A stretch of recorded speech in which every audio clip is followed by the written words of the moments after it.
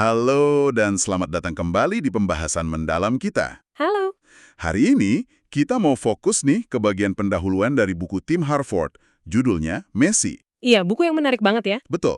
Nah, sumber kita ya bagian awal buku ini, dan kita mau coba kupas tuntas satu cerita kunci yang jadi fondasi argumen Harford. Siap ya? Siap? Cerita yang mana nih? Oke, coba deh bayangin suasananya dulu. Cologne, Jerman, tanggal 27 Januari 1975.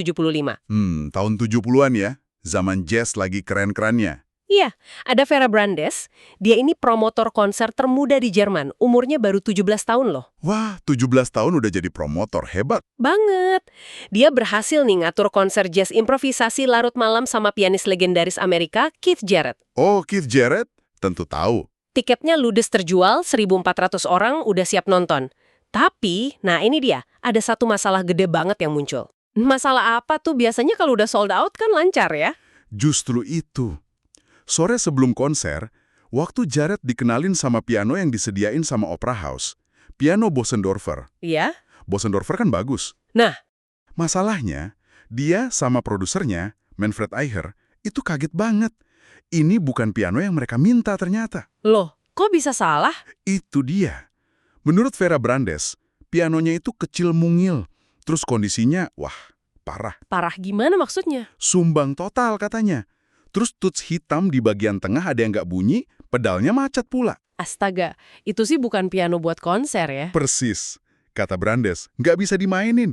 Bener-bener situasi yang kacau balau deh. Kasian banget sih Vera ya, umur 17 tahun udah harus ngadepin drama kayak gitu. Iya kan? Tekanannya pasti luar biasa.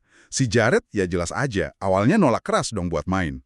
Wajar sih kalau pianonya separah itu. Dia sampai nunggu di mobilnya, ninggalin Vera sendirian, panik, bayangin aja, di depan potensi malu besar sama 14.000 penonton. Aduh, terus gimana? Vera ini sampai mohon-mohon ke Jarrett di tengah hujan lagi. Sampai segitunya ya? Iya, akhirnya mungkin karena kasihan ya, Jarrett setuju. Tapi dia bilang ke Vera, jangan lupain ini ya, cuma buat kamu. Wow, dramatis juga ya awalnya. Nah, apa yang terjadi setelah itu, ini dia inti dari argumen Harford di pendahuluan bukunya. Jarrett itu nggak sekedar main piano, dia benar-benar bertarung sama piano itu. Bertarung? Maksudnya gimana tuh? Melawan piano? Iya, persis. Jadi gini, karena piano itu kan kecil banget ya buat aula konser segede itu, suaranya nggak cukup keras. Oke, masuk akal. Terus? Jadi, Jarrett terpaksa maininnya tuh pakai tenaga penuh. Neken tutsnya sekuat-kuatnya, kadang sambil berdiri, bungkuk badannya, bahkan sampai kedengeran dia mengerang gitu pas main. Serius? Sampai segitunya? Iya, terus tuts yang nggak fungsi sama pedal yang macet, itu kan masalah ya. Itu maksa dia buat improvisasi total. Jadi dia harus ngakalin bagian-bagian yang rusak itu ya? Betul, menghindari tuts rusak, cari cara baru buat ngasilin musik dari instrumen yang cacat itu. Dia harus adaptasi terus-menerus, detik demi detik, sama kekacauan di depannya. Wah, ini menarik banget. Dia nggak nyerah, tapi malah menaklukkan kekacauan itu ya? Bisa dibilang gitu, dia menari sama masalahnya. Nah, pertanyaannya, gimana hasil konsernya? Pakai piano yang katanya nggak bisa dimainin itu? Ini pasti bagian yang paling ditunggu. Gimana hasilnya? Hasilnya, sungguh di luar dugaan. Konser Cologne itu direkam, dan jadi rekaman piano solo terlaris dalam sejarah. Hah? Serius? Ya. Dengan piano rusak itu? Iya. Dan jadi salah satu album jazz terlaris sepanjang masa juga. Musik yang lahir malam itu musik yang mungkin gak akan pernah ada kalau Jarrett dapat piano yang sempurna sesuai pesanan. Gila, justru kekacauan itu yang melahirkan mahakarya ya? Itu dia poinnya.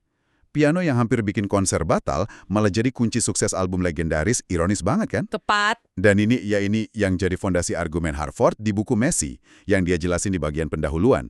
Cerita Jarrett ini contoh ekstrim. Contoh gimana kesuksesan atau kreativitas atau terobosan yang kita kagumi itu Seringkali lahir dari kondisi yang berantakan, ya kan? Nggak ideal, penuh hambatan. Meskipun fondasi berantakan ini seringkali nggak kelihatan di hasil akhirnya yang bagus. jadi Harvard itu nyaranin kita buat nggak selalu lari dari kekacauan gitu. Agak aneh ya kedengarannya. Biasanya kan kita diajarin buat rapih, teratur, kontrol semuanya. Gua tak terduga kayak piano rusak tadi, itu bisa maksa kita keluar dari mode autopilot, mecahin rutinitas, memicu adaptasi kreatif yang levelnya tinggi. Jadi kalau pianonya sempurna, Mungkin hasilnya konser yang bagus, sesuai harapan, tapi ya gitu aja. Piano yang rusak ini justru maksa Jared menciptakan sesuatu yang benar-benar baru, unik, dan emosional. Oke. Jadi ini bukan cuma soal hoki dalam situasi buruk ya, tapi memang ada mekanisme di mana kekacauan itu sendiri yang jadi pemicunya. Betul, Harvard seolah-olah pengen jadi Vera Brandes buat kita lewat buku ini. Jadi semacam dorongan gitu, buat menghadapi atau bahkan merangkul kekacauan pas kita tergoda buat cari kerapian. Merangkul kekacauan ya. Iya. Dia berargumen kalau ketidaksempurnaan, gangguan, hal-hal nggak terduga, itu bisa banget memacu kreativitas, ngebangun ketahanan kita, resilience, dan bahkan ngeluarin potensi terbaik kita. Nggak cuma di seni berarti ya? Nggak cuma di seni, tapi juga di kerjaan, kolaborasi, bahkan kehidupan sehari-hari. Mungkin Anda pernah ngalamin kan, pas rencana udah disusun rapi, tiba-tiba berantakan. Sering sih itu. Nah, tapi justru dari situ kadang muncul solusi atau ide yang nggak kepikiran sebelumnya kan? Iya juga ya. Menarik sekali. Jadi, pelajaran penting dari pendahuluan Messi ini lewat kisah Keith Jarrett. Intinya adalah situasi kacau atau instrumen rusak itu bisa jadi panggung buat karya terbaik kita. Betul, bukan anomali, tapi contoh gimana menerima dan bekerja lewat kekacauan itu bisa ngasilin keajaiban. Bukan berarti kita harus sengaja cari masalah ya. Iya, bukan gitu juga. Lebih ke gimana kita responsnya pas kekacauan itu datang. Kadang energi kita habis buat maksa situasi jadi rapi, padahal emang dasarnya udah berantakan. Prinsip ini, kata Harvard, berlaku luas banget. Oke, ini jadi bawa kita ke pertanyaan pentingnya buat Anda yang dengerin.